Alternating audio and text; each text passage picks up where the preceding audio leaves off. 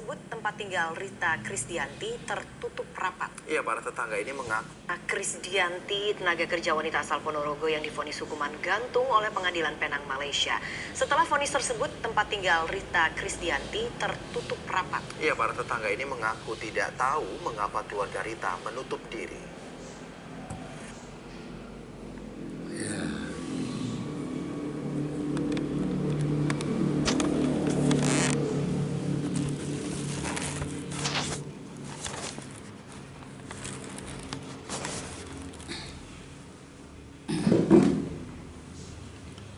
Assalamualaikum warahmatullahi wabarakatuh. Saya M. Ratib Jamari dari Pekanbaru, Riau, Indonesia. Ini kuliah ke-16 tentang janji dan ancaman di dalam agama. Janji-janji kabar gembira disebut dengan wa'ad, sedangkan ancaman disebut dengan wa'id. Jadi ada wa'ad, ada wa'id. Nah, ini sebagai peringatan kepada mahasiswa saya yang kuliah yang ke-16 pada pagi hari ini. Baiklah, sebagai pembukaan mari kita bacakan basmalah. Bismillahirrahmanirrahim. Syukur alhamdulillah kehadiran Allah, salawat dan salam kepada Rasulullah. Nah, ini akhir-akhir ini saya mendengar banyaknya orang melakukan nikah beda agama. Dikisahkan, ini bukan nama asli, tentang Kania dengan Karima. Karima muslim, Kania ini non muslim. Karena dia saling jatuh hati, nekat meninggalkan keluarga. Kedua belah pihak keluarga ini tidak ada yang setuju menikahnya antara Karima dan Kania. Tapi akhirnya mereka menikah juga. Akibat pernikahan itu dapatlah seorang anak bernama Thalia. Rupanya anak yang bernama Thalia ini, nah, walaupun dia tubuhnya sebagai wanita asli, akan tetapi kegemarannya kegemaran laki-laki, berpakaian laki-laki, dan hobinya main bola kaki. Nah, di saat dia berumur 9 tahun, main bola kaki di jalan raya, digiringnya bola dari sekolahnya di jalan raya sampai ke rumah. Karena itu berkali-kali dilihatlah oleh ayahnya. Ternyata ketika dia menggiring bola itu, dari belakang ada mobil Fuso, ya, mobil besar. Nah, rupanya mobil besar ini sudah berusaha mengeremnya. Karena anak ini muncul dari simpang tiba-tiba mengiring bola, susah untuk mengeremnya, nampak oleh ayahnya, ditebrak oleh sang ayah ini, si anak ini, dengan artian menabrak sambil menggendongnya, membawanya ke pinggir supaya tidak kena tabrak oleh mobil besar itu. Nah, anak tadi selamat dan mobil tadi berhenti. Lalu anak ini selamat, tapi ada yang tidak selamat. Kaki sang ayah yang bernama Karima ini berada di bawah roda mobil yang besar itu. Tidak tertolong lagi, kakinya hancur. Dicoba diselamatkan supaya kakinya baik, kembali ke rumah sakit. Sang Karima ini pingsan. Setelah sadar dia dari pingsan, kakinya sudah diamputasi, sudah dipotong, karena pecahan-pecahan dari kakinya yang terhimpit oleh roda mobil itu tidak mungkin dipertahankan lagi. Akhirnya menjadi cacatlah dia seumur hidupnya. Dia adalah salah satu pimpinan di perusahaan. Akhirnya perusahaan itu tidak mau menerimanya lagi dan diberikan pesangon. Uang sekedarnya bisalah untuk 1 tahun mengontrak rumah. Nah, waktu itu hanya mengharapkan pesangon. Ternyata istrinya Kania juga di PHK pada suatu perusahaan. Jadi kedua-duanya tidak mempunyai pekerjaan tetap. Teringatlah dia, ini barangkali sumpah serapah dari orang tua kami dahulu, tidak boleh nikah beda agama, tapi kami lakukan juga. Kania juga menyadari seperti itu, tapi sudah terlanjur. Mulailah tumbuh dewasa si Kania, kasihan melihat ayahnya, si Thalia nama anaknya, Kasihan melihat ayahnya yang kakinya pontong, kasihan juga melihat ibunya. Katanya, ayah ibu, aku nanti kalau udah besar mau bekerja di Malaysia. Ternyata ibunya yang duluan berangkat ke Malaysia menjadi TKW dan mengirimkan uang kepada keluarganya setiap bulan, paling tidak 2 bulan 1 kali. 1 bulan lancar, 2 bulan, 3 bulan lancar kiriman dari Malaysia ke Indonesia. Akan tetapi setelah bulan yang ke-5, ke-6 itu tidak ada berkirim lagi. Menurut kabar dia sudah menikah dengan orang lain di Malaysia. Dia tidak mau dengan suaminya yang kakinya sudah pontong. Nah, berjalan seperti itu terus, akhirnya keluarganya semakin susah, terutama Karimah ini. Si Karim atau si Karimah ini, lalu anaknya mengatakan, biarlah aku menjadi TKW pula di Malaysia, wahai ayah. Diurusnya lah ada orang yang membantu. Umurnya 16 tahun, si Talia dianggap sudah berumur 18 tahun. Berangkatlah dia ke Malaysia, yang akhirnya sampai di Malaysia bekerja sebagai pembantu rumah tangga pada sebuah rumah tangga yang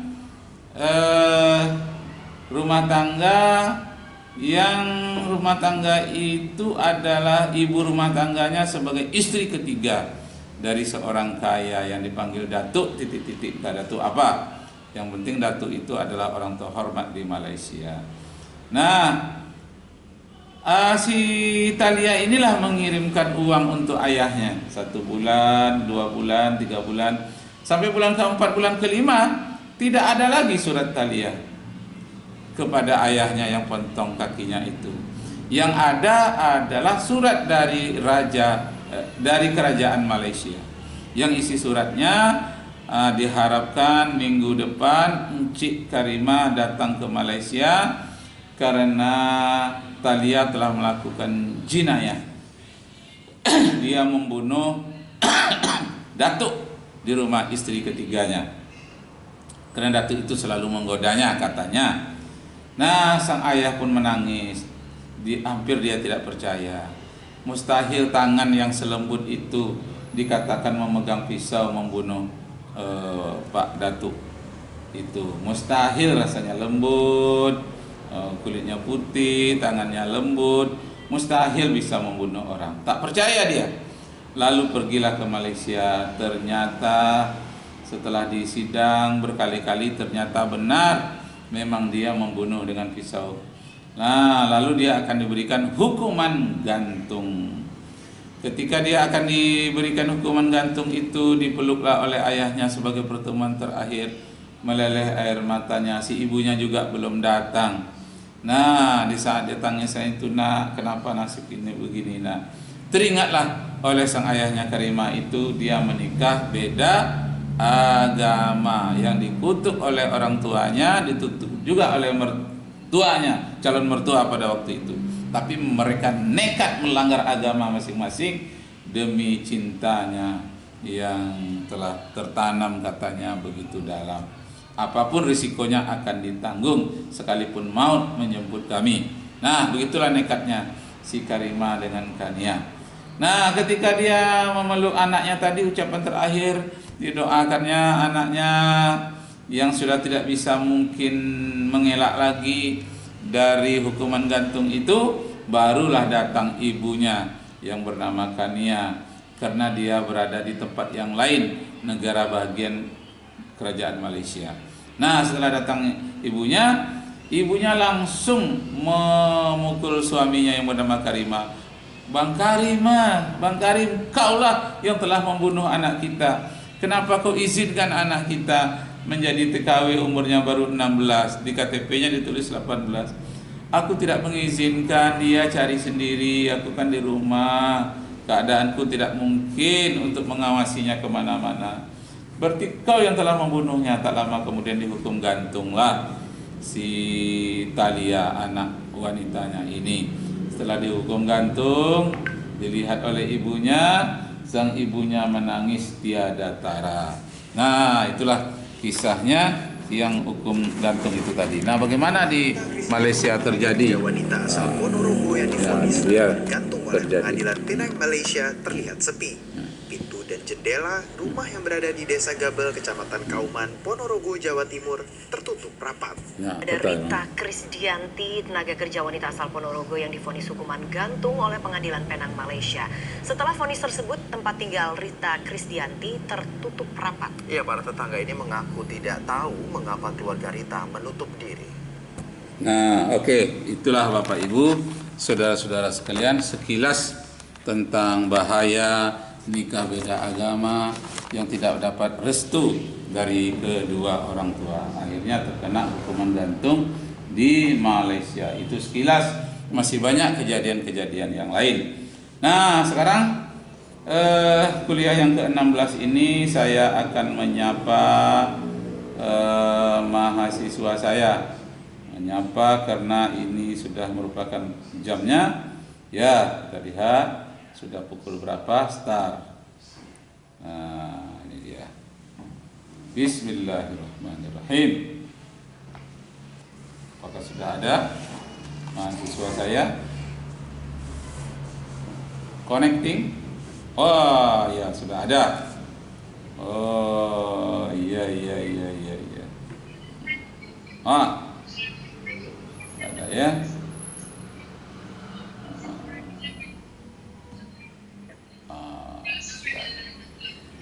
Oh, iya. Baik, sudah jamnya. Nah, Bapak rekam sedikit ya. Wah, ini mahasiswa yang mengikuti kuliah. Bapak rekam sedikit. Ini siapa ini? Khairani Yuli. Ada ya? Aulia Hamdan. Ada Aulia Hamdan. Siapa lagi nih? Febri Adi Pratama. Febri ya? Siapa lagi? Febri sudah. Khairani sudah.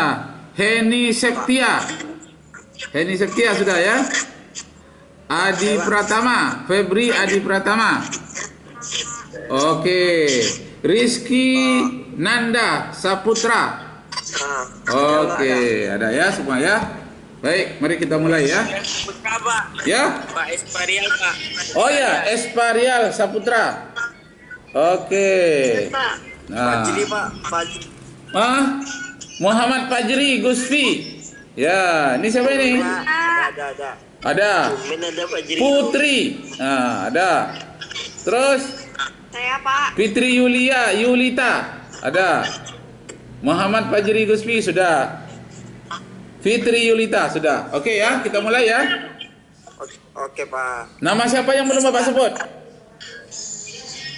Bulan, Pak. Ulan. Mana Ulan?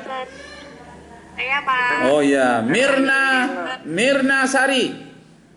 Hadir, Pak. Hadir. Siapa lagi yang belum disebut? Saya, Pak. Oma, Pak. Ya. Meli Lestari sudah. Sisi, Pak. Dianda. Mana namanya? Enggak kelihatan. Ya? Putra ya. Oke. Mana? Orangnya mana? Iya. Siapa lagi yang belum? Pak, ada dia, Pak. Rahmarani sudah. Esparial sudah. Saya, Pak. Udah ya. Rizky Nanda sudah. Ya. Oke. Nah, sekarang kita mulai ya. Baiklah. Hah? Bapak rekam ya. Nah, mari kita mulai ya. Kita mulai. Ya, Assalamualaikum warahmatullahi wabarakatuh. Selamat pagi. Wah, pakai kopiah juga ya. Baiklah, sebelum kita mulai, mari kita berdoa menurut agama dan kepercayaan kita masing-masing. Berdoa mulai.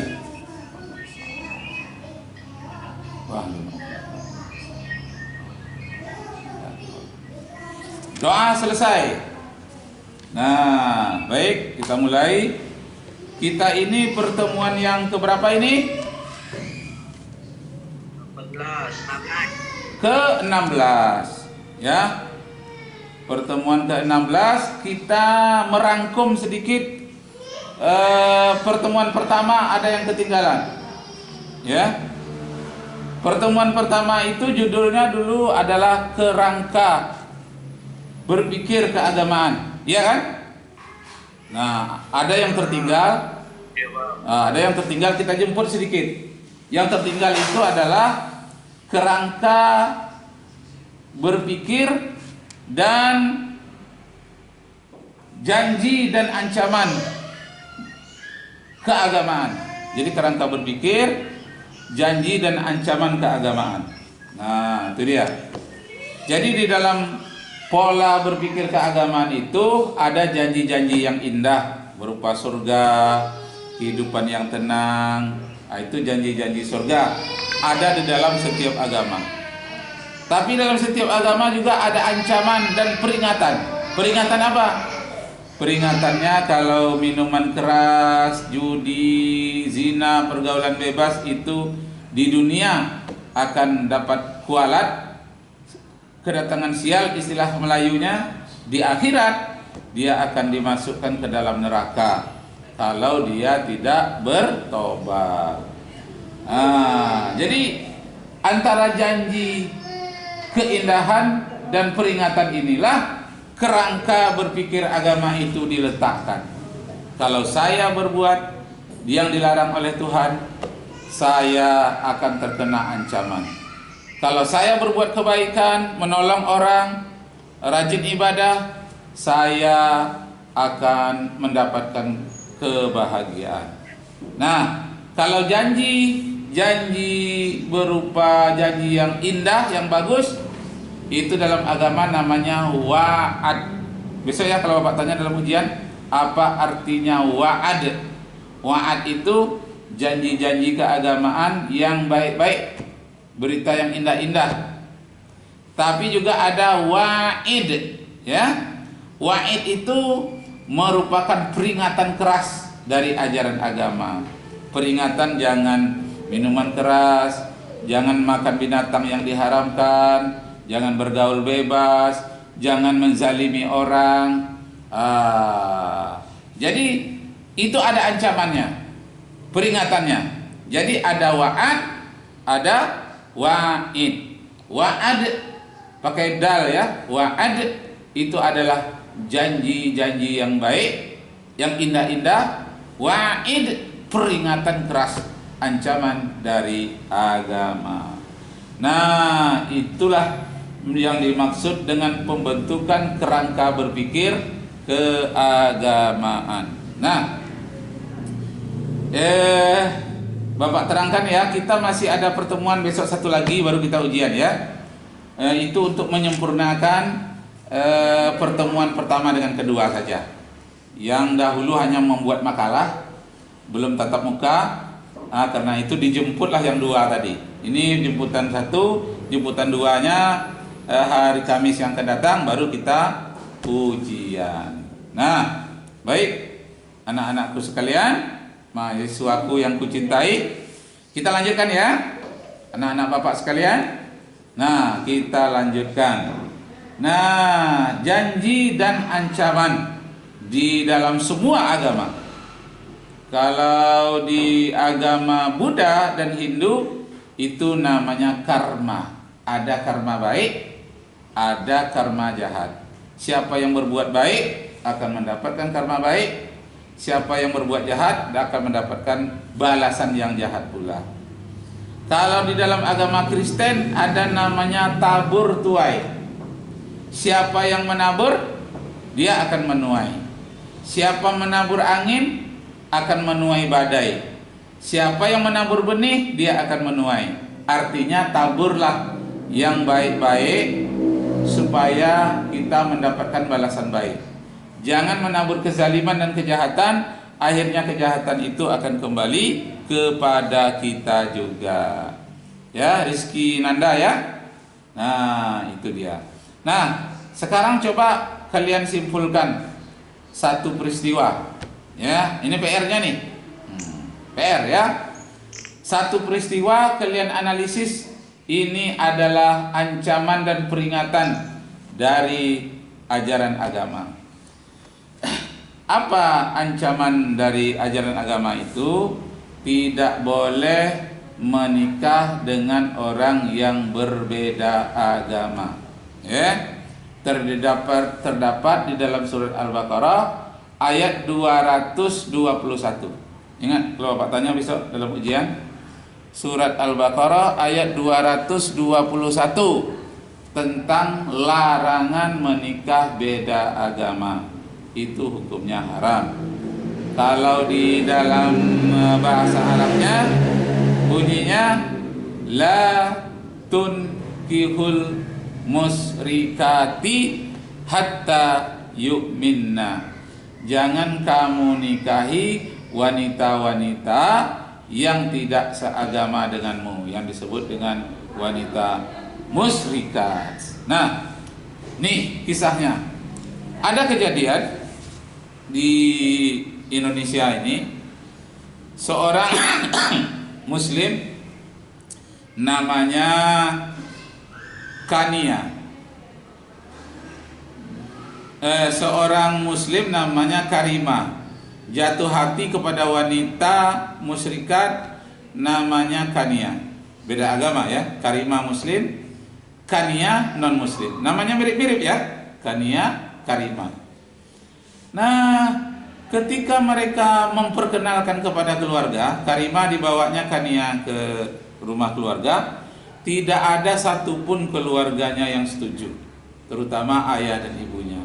Jangan teruskan nak, walaupun dia cantik, si Kania ini janganlah kamu jatuh hati kepadanya karena dia tidak seagama denganmu. Nah, tapi mereka tetap nekat juga.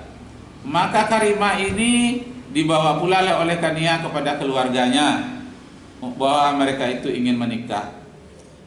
Tidak ada pula satupun dari keluarga Kania ini yang setuju dengan Karima ini, walaupun orangnya ganteng, tapi karena tidak seagama. Jadi kalau begitu, Kania yang harus mengikut agama Karima atau Karima yang ikut agama Kania. Tapi kedua-duanya juga tidak mau, tetap bertahan dengan agamanya masing-masing. Akhirnya mereka tidak menikah di kantor KUA, mereka menikah di catatan sipil. Catatan sipil itu letaknya di kantor wali kota masing-masing. Sebetulnya di catatan sipil itu tidak ada yang menikahkan orang. Namanya catatan sipil, hanya dicatatkan bahwa Karima ini telah memilih pasangan hidupnya yang bernama Kania. Mereka sah dalam pergaulannya karena telah dicatatkan dan disaksikan di kantor catatan sipil. Nah, jadi mereka hanya mendapat catatan, surat catatan itu. Orang menamakan juga itu pernikahan. Gereja tidak mau menikahkan mereka, kantor KUA juga tidak mau menikahkan mereka. Mereka nikah sendiri melalui catatan sipil waktu itu. Kejadiannya 10 tahun yang lalu. Jadi pelajaran bagi kita sekarang ini. Nah, setelah mereka menikah, mereka tinggal di rumah kontrakan. Kania dengan Karima tadi dapatlah seorang anak perempuan namanya Talia. Talia ini mulai tumbuh besar dengan bakatnya yang bagus, karena ayah dan ibunya ganteng, anaknya juga cantik. Walaupun anaknya ini cantik, wanita sempurna, tapi hobinya hobi laki-laki. Suka memakai pakaian laki-laki, suka main bola kaki, kawannya juga suka laki-laki. Tidak suka berteman dengan perempuan, padahal dia wanita asli. Ada keanehan pada anaknya. Nah, pada satu kali pada ulang tahunnya, malah ibunya membelikan bola kaki untuk seharusnya anak laki-laki. Itu kadonya diberikan kepada anaknya yang bernama Talia tadi. Ditanyakan oleh ayahnya Karima, kenapa diberikan bola kaki? Karena itu kesenangannya, dia minta itu. Ulang tahunku nanti menjelang aku masuk SD, umurnya waktu itu sudah 6 tahun, aku minta bola kaki. Rupanya hobinya main bola kaki, sampai ke jalan-jalan pun dia menggiring bola kaki. Inilah keanehannya. Coba di stop oleh orang tuanya supaya dia jangan main bola kaki, disembunyikan di atas loteng. Tapi entah bagaimana nalurinya begitu tajam, dapat juga bola tadi, tapi disimpannya di sekolah, di SD, tidak dimasukkan dalam tasnya. Nah, ketika dia keluar main, nanti ketika dia kelas 1 SD mulai masuk tadi itu, dia menggiring bola dari kelas 1, kelas 2, kelas 3 sampai dia kelas 3 itu masih menggiring bola di tengah jalan, di jalan aspal ke rumah. Waktu itulah ayahnya mengintai apakah dia masih menggiring bola, karena rupanya masih. Waktu ayahnya melihat anaknya perempuan ini menggiring bola di jalan raya, lewatlah satu mobil truk besar. Karena dia keluar dari gang sekolah langsung jalan raya, hampir ditabrak oleh mobil besar itu. Untung cepat ayahnya datang. Ayahnya sambil cepat memeluk anaknya, dilemparkannya, dibawanya tumbang ke pinggir jalan supaya jangan tergilas oleh mobil yang besar itu. Selamatlah si Thalia tadi, selamat dia dari tabrakan itu. Tetapi yang tidak selamat itu kaki ayahnya. Sedikit kaki ayahnya tergilas oleh roda mobil itu dan hancur, lalu dilarikan di rumah sakit. Nah, sampai di rumah sakit, Karimah mengatakan, mana anakku Thalia, apakah dia selamat? Ternyata anaknya selamat, tapi kakinya tidak selamat. Kakinya diamputasi, dipotong. Nah, setelah kakinya terpotong, istrinya mengatakan bahwa engkau tidak menjadi direktur lagi di suatu perusahaan, tidak menjadi pimpinan lagi. Engkau diberikan pesangon yang jumlahnya bisa untuk membayar kontrak rumah selama 1 tahun. Nah, rupanya sampai 1 tahun habis, dia tidak mendapatkan penghasilan apa-apa. Maka istrinya Kania minta izin untuk menjadi TKW ke Malaysia. Ternyata lolos dan bisa, pergilah ke Malaysia. Dari Malaysia lah dia mengirim uang kepada anaknya Thalia dan suaminya Karimah di Indonesia.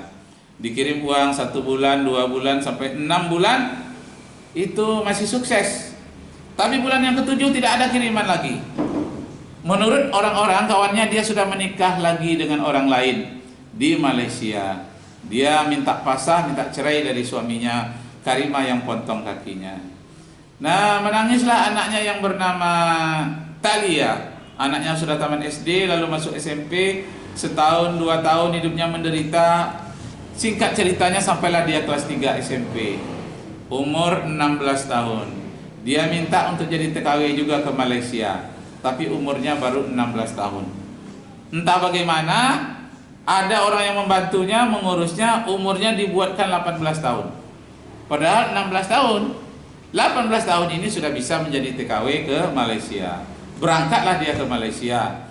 Ibunya di Malaysia juga, di negeri yang lain, kerajaan Malaysia. Yang si Thalia tadi anaknya di tempat yang lain. Nah, dia inilah yang mengirimkan uang kepada ayahnya, karena ibunya tidak mengirim lagi. Mengirimkan uang setiap bulan kepada ayahnya Karimah, 1 bulan, 2 bulan, sampai 6 bulan. Sukses dia mengirimkan uang, bisa untuk makan dan sewa rumah. Akan tetapi setelah bulan ke-7 tidak ada lagi kiriman. Sebelum itu memang anaknya sudah ada bercerita, ayah, aku bekerja di rumah Pak Datuk di Malaysia, Pak Datuk rumah istrinya yang ketiga.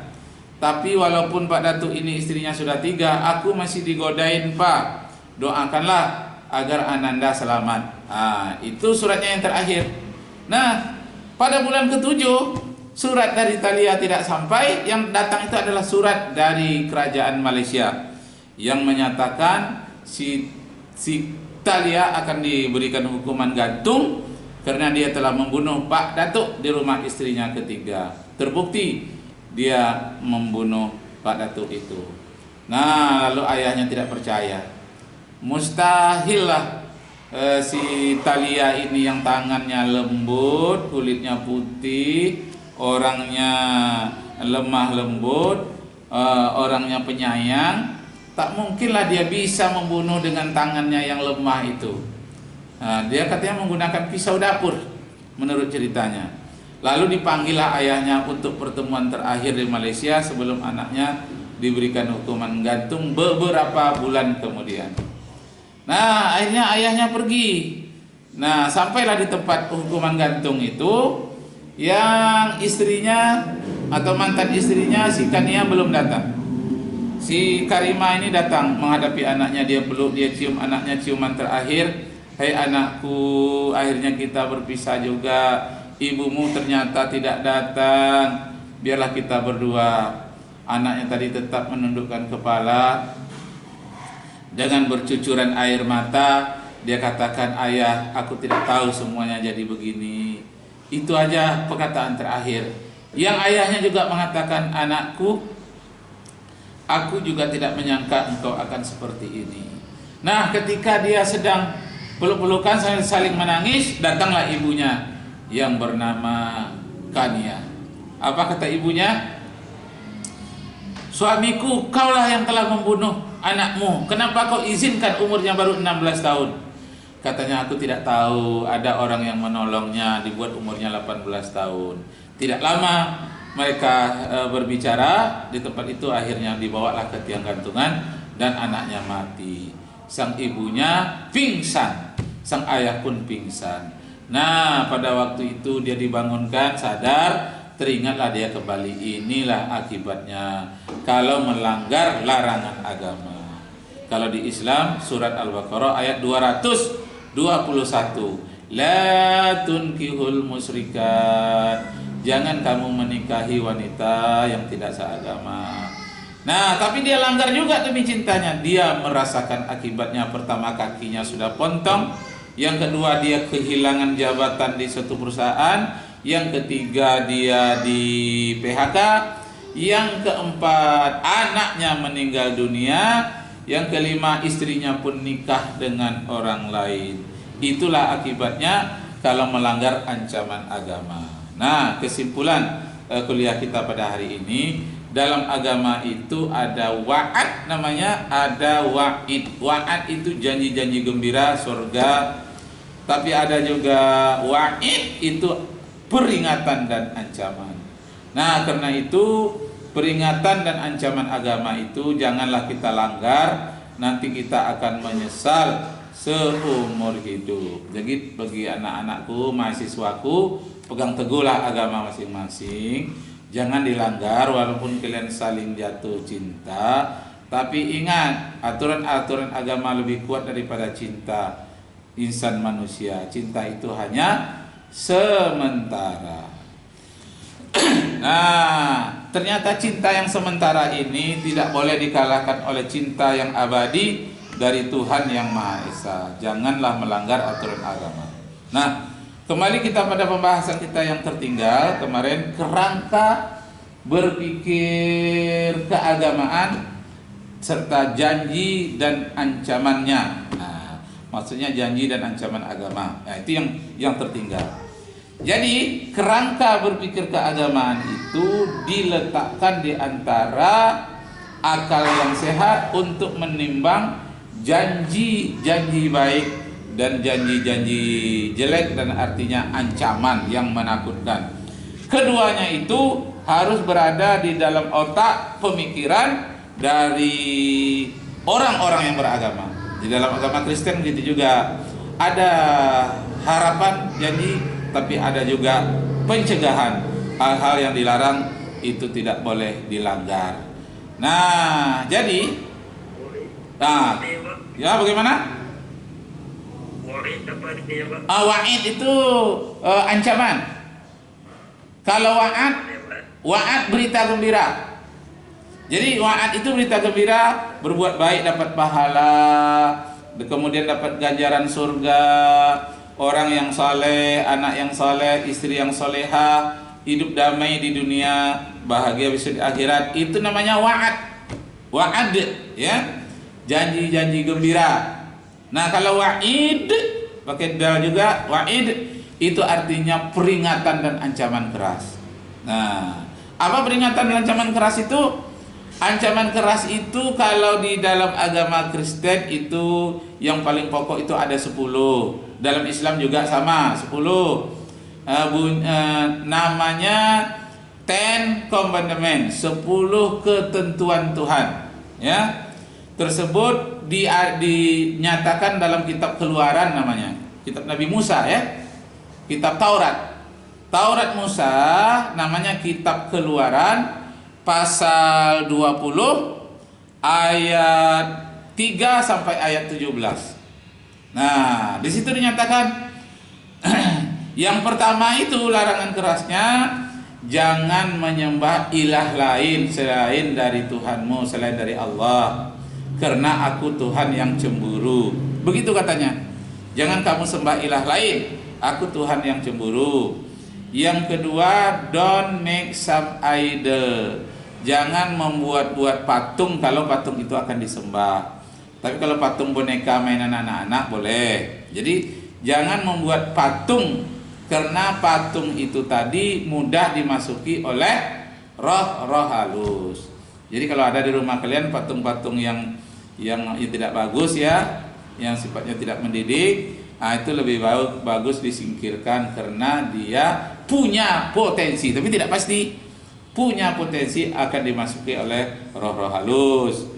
Mungkin dapat membahayakan kita. Hah? Gimana? Kalau boneka mainan anak-anak tidak apa-apa. Ya. Maksudnya patung, ada patung gajah, ada patung orang, diukir-ukir lagi, kurang bagus ya. Bapak tidak pula mengatakan harus dibuang sama sekali, tidak. Itu kurang bagus, sedapat mungkin dihindari ya. Nah, yang ketiga, apa lagi? Jangan janji dusta, tidak boleh. Jangan judi. Keempat, jangan zina. Kemudian muliakan satu hari dalam satu minggu.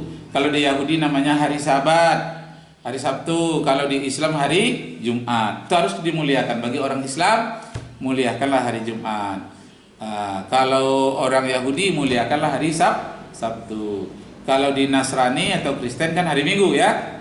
Jadi satu hari dalam satu minggu muliakan.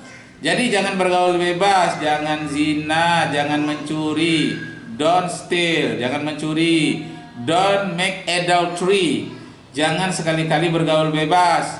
Dan kemudian yang terakhir, yang ke-10, apa katanya? Jangan jatuh hati kepada pasangan tetanggamu. Yang wanita jangan jatuh hati kepada suami tetangga. Yang laki-laki jangan jatuh hati kepada istri tetanggamu. Jangan menginginkan kendaraannya, jangan menginginkan pembantunya. Jadi rupanya zaman dahulu, zaman Nabi Musa itu kira-kira 3.000 tahun yang lalu, lebih 3.500 tahun yang lalu, rupanya ada orang yang jatuh hati kepada pasangan tetangganya, yang disebut dengan rumput tetangga lebih hijau dibandingkan di halaman sendiri. Nah, jadi PR kalian, ini PR-nya. Pertama, simpulkan kisah Karimah dengan Tania itu tadi. Tapi kesimpulannya menurut pemikiran kalian sendiri, bukan menurut cerita Bapak, karena cerita Bapak itu terlalu ringkas. Alurnya memang menurut cerita Bapak, tapi kesimpulannya menurut pemikiran kalian masing-masing. Harus berbeda-beda ya, karena Bapak akan menilai bagaimana kalian menyerap satu kisah itu menurut pengalaman kalian dan menurut naluri fitrah antara laki-laki jelas dengan wanita jelas berbeda. Jadi kalau ada yang sama besok bagi Bapak itu kalian menyontek ya. Kesimpulan dari kisah Karimah, Kania dan Talia. Nah, yang kedua, PR terakhir kalian itu adalah menuliskan 10 firman Tuhan, 10 larangan keras yang disebut tadi wa'id ya, larangan keras. Nah, Bapak menyebutkan tidak lengkap yang 10. Tadi langsung Bapak melompat yang ke-10. Masih ada lagi yang lain, kalian lihat nanti di internet. Cara melacaknya yang mudah, buka dalam kitab Exodus atau kitab Keluaran pasal 20 ayat 3 sampai ayat 17. Itu lengkap 10 ketentuan dari Tuhan. Dalam bahasa Inggrisnya Ten Commandment. Nah, walaupun itu terdapat di dalam kitab Keluaran pasal 20, tapi juga terdapat di dalam Al-Quran surat Ar-Rahman ya.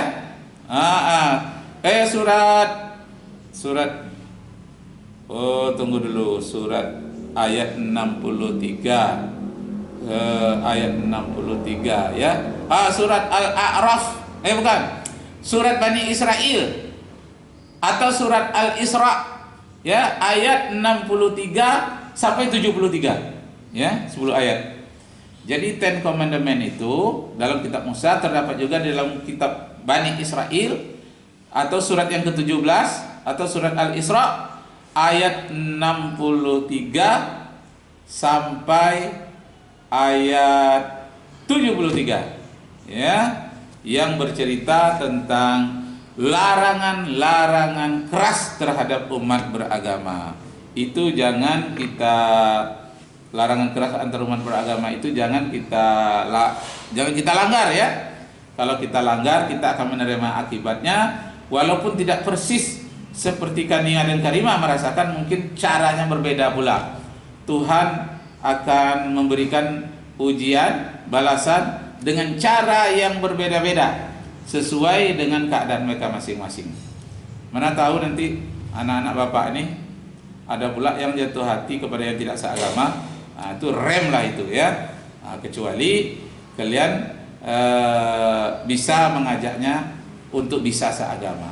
Kalau tidak bisa, katakan dia no time for you, no love for you, because we are berbeda ya. Forbidden for you. Forbidden itu larangan ya. Itu dilarang. Oke. Different and forbidden. Baru apa ingat? Kalau berbeda itu different, forbidden itu larangan. Jadi different and forbidden. Berbeda dan hal itu merupakan ancaman, disebut dengan wa'id. Nah, itu kalian dua ya dibuat ya. Kania dan Karimah 1, 10 firman Tuhan 1.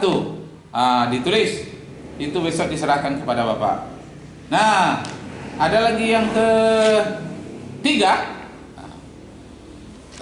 Oh, ini bagaimana ini? Kok hilang?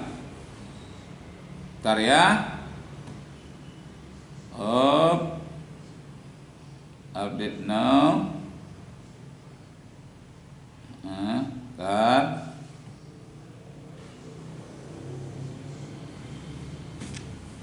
Ya. Kok hilang? Sebentar.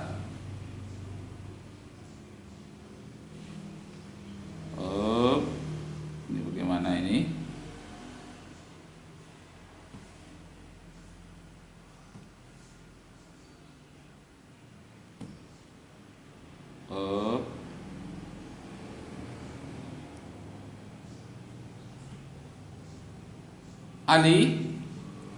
Ali, tolong Li, tiba-tiba terputus Li. Bagaimana ini?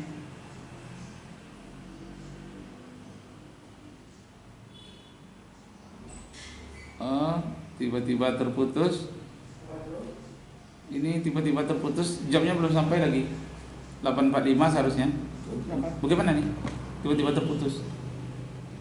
Apa yang salah? Yang muncul di sini buy now beli sekarang.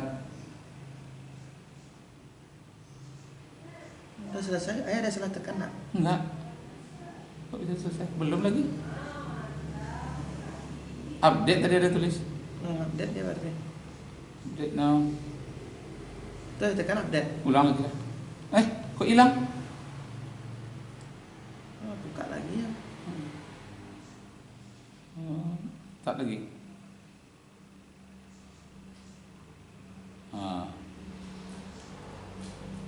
Ini aja. Ini muncul lagi. Maaf ya, ada gangguan sedikit ya. Maaf. Kita lanjutkan yang ketiga lagi ya, Rahmarani ya. Nah, kita lanjutkan yang ketiga. Ada kisah juga. kerangka berpikir keagamaan, ya, serta janji dan ancaman di dalam agama.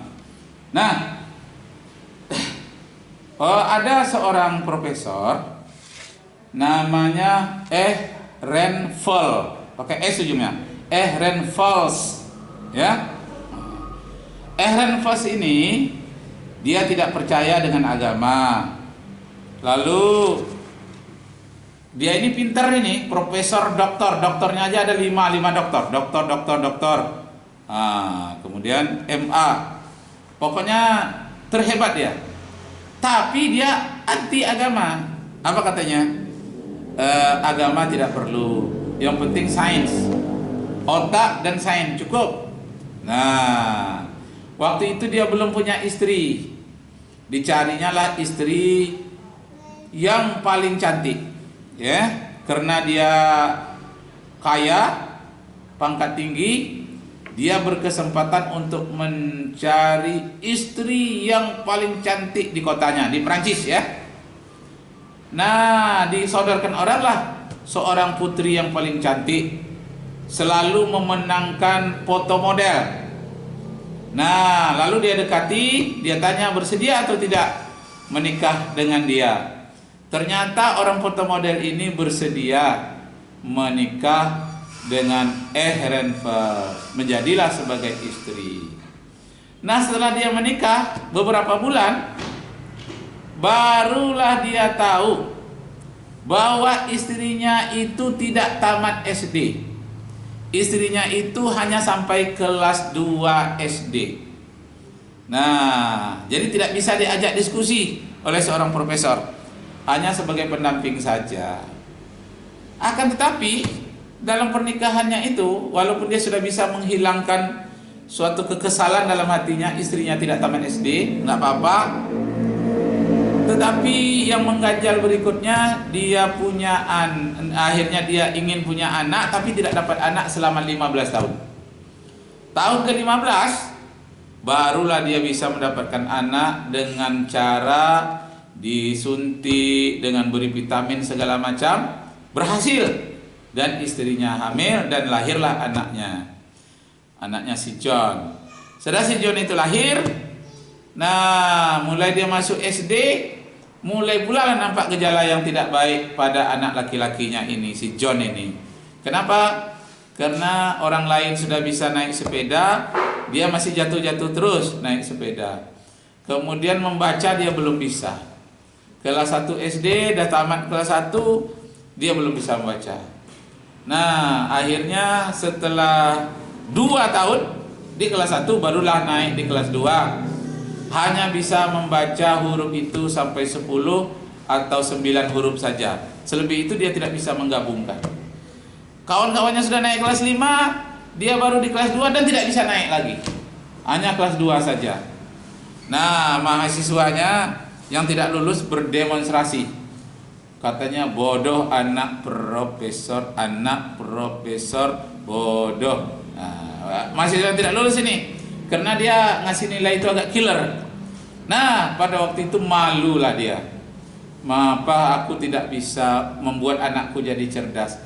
Padahal aku mengatakan semua yang ada di dunia ini bisa diatasi kalau punya otak yang cerdas dan punya sains, punya ilmu pengetahuan. Sekarang dia punya ilmu pengetahuan, punya banyak teman dokter, kok tidak bisa membuat anaknya jadi cerdas? Dia bacalah di suatu buku, apabila kamu menghadapi suatu masalah berkali-kali kamu atasi tidak bisa juga, maka jalan keluarnya masalah itu harus dimusnahkan. Akhirnya ditembaknya lah anaknya itu tadi, sedang main sepeda, mati.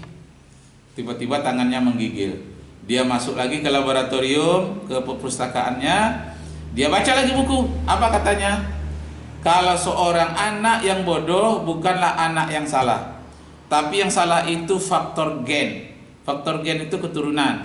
Keturunan kecerdasan itu dibawa oleh seorang ibu. Jadi otak sebelah kiri untuk kecerdasan itu diwariskan oleh ibu. Sedangkan untuk seni, untuk bersikap itu diwariskan oleh bapak, otak kanan. Jadi otak kanannya untuk bersikap, otak kiri untuk bagian kecerdasan. Bagian kecerdasan diturun oleh ibu. Itu kata buku itu tadi. Nah, kalau begitu bukan anakku yang salah adalah istriku. Maka istrinya itu ditembaknya pula ketika sedang masak di dapur. Mati istrinya, lalu tangannya menggigil pula, masuk ke laboratorium dan perpustakaannya, dia baca lagi. Apa katanya? Buku filsafat dibacanya. Kalau ada anak yang bodoh atau istri yang tidak mampu melahirkan anak yang cerdas, bukanlah anak yang salah, bukan yang istri yang salah, itu memang sudah takdir dari Tuhan yang kuasa. Lalu apa jawabnya? Aku tidak percaya kepada takdir. Aku tidak percaya kepada Tuhan. Apa itu takdir itu? Kita yang harus membuat takdir, bukan dari Tuhan. Tidak ada Tuhan itu. Lalu dia tiba-tiba hatinya menyesal, kenapa aku membunuh anakku, sebetulnya dia tidak salah. Kenapa aku bunuh istriku, aku tidak salah. Dalam buku itu lagi diterangkan, kalau ada orang salah menilai terhadap anak dan istrinya, itu bukanlah anak dan istrinya salah, tapi kerangka berpikir keagamaannya yang salah. Nah, itu pentingnya pelajaran kerangka berpikir keagamaan. Jadi kerangka berpikirnya dalam menyikapi hidup itu yang salah. Kerangka berpikir yang benar adalah kerangka berpikir keagamaan yang positif dan menjauhi yang negatif. Wa'ad dia kejar, wa'id dia hindari. Itulah kerangka berpikir yang benar. Nah, kalau begitu mereka tidak salah. Yang salah itu otakmu. Kerangka berpikirmu itu yang salah. Kenapa kamu tidak percaya kepada takdir? Waktu itu dia yakin sekali, yang salah ini adalah otak saya. Selama ini saya sombong dengan kepintaran saya. Saya sombong karena gelar doktor saya ada 5. Segala ilmu saya dapat. Tapi ada satu yang saya tidak dapat, apa? Tuhan. Selama ini aku tidak bertuhan. Diambilnya lah kertas, dia tulis kepada temannya di Belanda namanya Konstan, seorang pastor. Apa katanya? Hei temanku, aku adalah orang termiskin di dunia. Engkau pastor walaupun tidak punya anak, tapi kamu kaya dengan jemaatmu. Kalau aku adalah orang termiskin di dunia, walaupun mobilku mengkilat, walaupun rumahku meningkat, tapi aku tidak pernah sholat. Aku tidak punya Tuhan. Itulah aku orang yang malang. Lalu dia ambil pula surat satu lagi, dia kasih perangko untuk dikirimkan kepada orang itu. Seorang ulama dari Mesir, namanya Afghani, Jamaluddin Afghani. Apa katanya? Wahai temanku, engkau walaupun tak punya negara, imigran dari Afghanistan ke Mesir, engkau tak punya rumah sendiri, engkau tidak punya warga negara mana, berpindah-pindah, ada pindah ke Lebanon, Mesir, Afghanistan. Engkau tidak punya rumah, tetapi engkau adalah orang kaya. Kenapa? Engkau telah memiliki sesuatu yang tidak aku miliki. Yang tidak aku miliki selama ini adalah kerangka berpikir keagamaan. Aku selama ini tidak bertuhan. Karena aku tidak bertuhan, kehilanganku jangan dicari. Aku pergi untuk selama-lamanya. Aku pergi untuk menemui Tuhannya. Maka dia tembaklah kepalanya. Dengan 12 peluru dia memasukkan di mulutnya, dia ledakkan, dan dia pun mati. Jadi anak-anak bapak sekalian, ini kisah yang sangat mudah kalian cerna, sangat mudah diingat. Satu-satunya ilmuwan sombong yang tidak percaya Tuhan, yang bunuh dirinya, yang sebelumnya dia bunuh anak dan bunuh istrinya. Satu-satunya dalam sejarah dunia mudah diingat, namanya Aaron Falls. S ya, Aaron Falls. Sekarang masih bisa ditemui buku-bukunya, banyak di perpustakaan. Bukunya bisa kita temukan. Tapi sayang sedikit, dia seorang yang ateis. Selama ini dia tidak bertuhan. Kehilanganku jangan dicari, aku pergi untuk menemui Tuhanku. Nah, demikianlah anak-anak bapak sekalian. Waktu pun habis. Kita sampai 8:47 ini sekarang ya. Nah, waktu sudah habis. Jadi 3 saja PR-nya. Buat kesimpulan cerita Kania dan Karimah. Buat kesimpulan Aaron Falls dengan membunuh anaknya. Dan yang pertama itu tadi 10 Commandments, kalian simpulkan masing-masing 4 lembar ya. 4 lembar yang tentang 10 Commandments, digabung lagi 4 lembar itu antara Kania dengan Ehrenfels. Jadi 8 lembar semuanya. Diberi kata pengantar, diserahkan kepada Bapak, dikirim sebaiknya di print dan diserahkan kepada Bapak. Demikianlah, semoga kerangka berpikir kalian yang baik ya, yang wa'ad kalian kejar, yang wa'id harap ditinggalkan. Itu saja pelajaran kita pada pagi hari ini, melengkapi kuliah pertama yang tidak sempat tatap muka. Marilah kita akhirnya sebelum itu, ada pertanyaan nggak? Satu aja, 1 menit. Ada Arvina, Rionaldi, Dewi Nur Agustina, tidak ada?